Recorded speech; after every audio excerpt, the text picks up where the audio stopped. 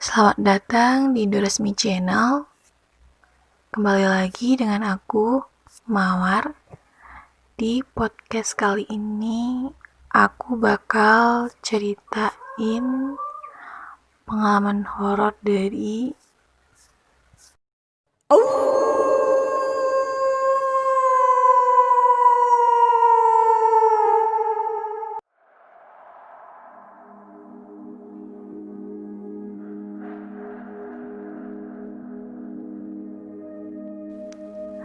Halo, kenalin, nama aku Alnita. Pada cerita kali ini aku mau berbagi pengalaman horor yang pernah aku alamin ketika masih SMP dulu. Jadi cerita ini udah lama banget, tapi sampai saat ini aku masih ingat. Nah, kejadian waktu itu ketika baru masuk SMP di pusat kabupaten. Waktu itu aku SMP-nya jauh dari rumah, jadi mewajibkan aku untuk kos di dekat sekolah. Kos aku terbilang murah sih dibandingkan kos lainnya. Dan sebenarnya ini bukan kayak kos-kosan, lebih ke kontrakan lah. Sebuah rumah yang kami tempati bersama-sama. Jadi di rumah tersebut, aku tinggal dengan 5 orang temanku. 3 kamar. Jadi di dalam rumah itu ada 3 kamar, dan 1 kamarnya itu untuk 2 orang. Ya, seperti anak baru lainnya, sampai dikontrakan, aku ngerapiin pakaian, ngerapiin kamar, dan barang-barang perlengkapan harian nantinya. Hari pertama aku di kos, ya terbilang biasa aja. Aku cuma duduk santai sembari mendengarkan radio. Karena waktu itu TV masih sangat jarang. Nah, sore harinya aku mandi, bersih-bersih, dan pergi jalan-jalan bersama teman-teman aku. Ya maklum lah, aku tinggal di sekolah yang dekat kawasan wisata, jadi kami jalan-jalan kan. Nah, ketika malam harinya itu kami pulang, terus bersih-bersih dan istirahat. Namun, di malam itu ada yang aneh. Rumah yang kami isi 6 orang, ya terasa ramai. Berasa ada satu keluarga, bahkan lebih. Aduh, aku potong dulu. Bentar, ini aku mulai merinding. Oke, lanjut. Dengan pikiran aneh, aku mencoba memejamkan mata. Ketika mataku terpejam, aku mendengar suara orang yang sedang menarik timba di sumur yang kami gunakan sebagai tempat mandi. Jadi waktu itu belum ada mesin pompa. Aku terbangun dan melihat teman sekamarku juga terbangun karena mendengar suara itu. Nama teman aku Linda. Aku bertanya kepada Linda, "Lin, kamu dengar suara timba air dari arah kamar mandi nggak?" Terus dia jawab, "Iya, aku dengar, Tah." Nah, sontak kami berdua segera ke kamar mandi. Maksudnya ke kamar teman-teman. Dan nanyain ke mereka. Dan mereka juga dengar. Karena ini pengalaman pertama, kami langsung cek ke kamar mandi. Mana tahu ada maling atau apa gitu. Nah, kami berenam segera ke kamar mandi dan kami membuka pintu. Ketika kami membuka pintu kamar mandi kosong, suara itu hilang. Sekarang yang ada di pikiran kami berenam, itu suara apa?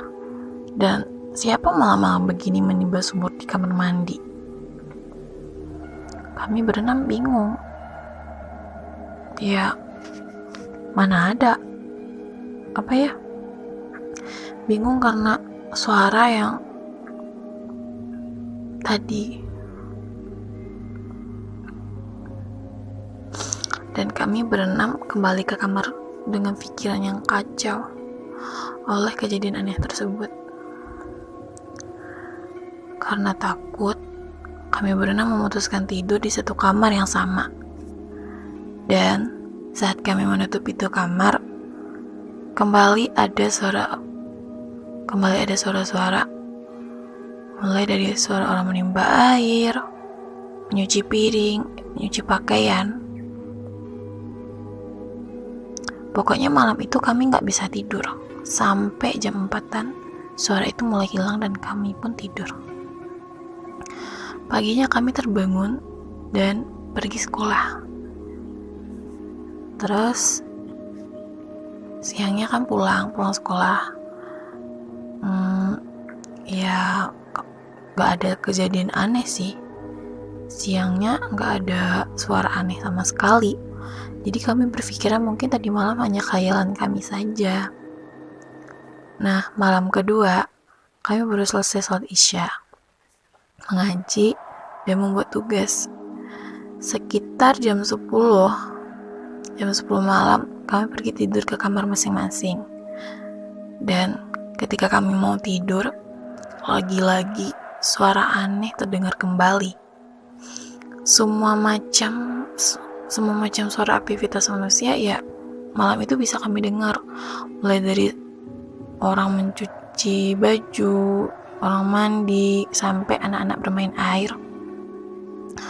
Karena ini kejadian kedua, gak ada satupun yang berani melihat ke kamar mandi.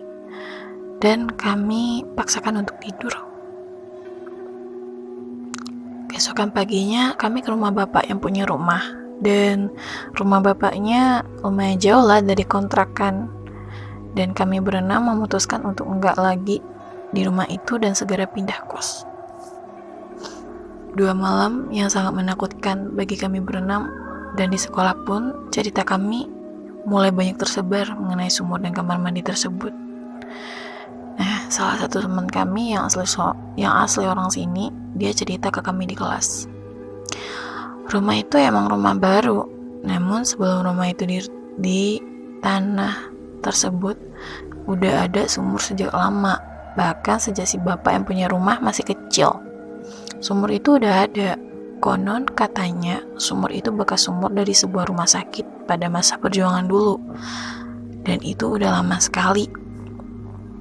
Makanya ketika malam rumah kontrakan itu, tepatnya sumur itu sering terdengar suara aktivitas manusia. Dan makanya kalau malam rumah itu terasa ramai, ucap teman aku di kelas. Sejak saat itu aku gak berani lagi dekat-dekat dengan rumah itu. Dan sampai kami tamat pun, rumah itu udah saling bertukar penghuni. Udah sering lah bertukar penghuni maksudnya. Tapi gak ada yang lama tinggal di sana. Mungkin ini cerita pengalaman hororku. Pesan dari aku, semoga di zaman sekarang gak ada lagi kejadian seperti kejadianku ini. Dan semoga kejadian ini hanya aku yang alami.